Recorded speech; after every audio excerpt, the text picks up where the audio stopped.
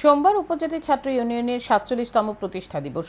রাজধানীর মেলার মাঠস্থিত ছাত্র যুব ভবনে দিনটি যথাযোগ্য মর্যাদার সহিত পালন করা হয়। উপস্থিত ছিলেন টিএসইউর রাজ্য সম্পাদক সুজিত ত্রিপুরা সহ অন্যান্য নেতৃত্বরা। এই দিন প্রথমে সংগঠনের পতাকা উত্তোলন করা হয়, পরে সকলে শহীদ বেদিতে ফুল দিয়ে শহীদদের প্রতি শ্রদ্ধা নিবেদন করেন। টিএসইউর রাজ্য সম্পাদক সুজিত ত্রিপুরা জানান, ১৯৭৮ সালের ১৯ এবং ২০ আগস্ট দুদিনব্যাপী খোয়াই টাউন হলে ১৪ জন সদস্য নিয়ে টিএসইউর পথ চলা শুরু হয়। তৎকালীন সময় সংগঠনের প্রতিষ্ঠাতা সম্পাদক ছিলেন রাজ্যের প্রাক্তন মন্ত্রী অঘোর দেববর্মা। এই বছর সংগঠনের ৪৭তম প্রতিষ্ঠা দিবস পালন করা হয়েছে। সংগঠনের ৪৭তম প্রতিষ্ঠা দিবসে দাঁড়িয়ে স্লোগান দেওয়া হচ্ছে, শিক্ষা বাঁচাও, রাজ্য বাঁচাও এবং ভবিষ্যৎ বাঁচাও।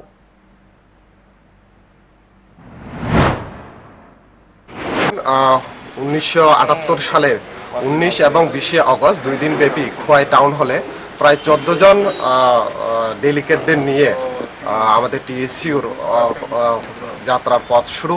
সেখানের প্রতিষ্ঠাতা সম্পাদক তথা রাজ্যের প্রাক্তন মন্ত্রী অঘোর দেববর্মা এবং সম্পাদক ওনাদের নেতৃত্বে আজকে এই দরে আমাদের প্রায় ৪৭ বছর আমরা অতিক্রান্ত করেছি।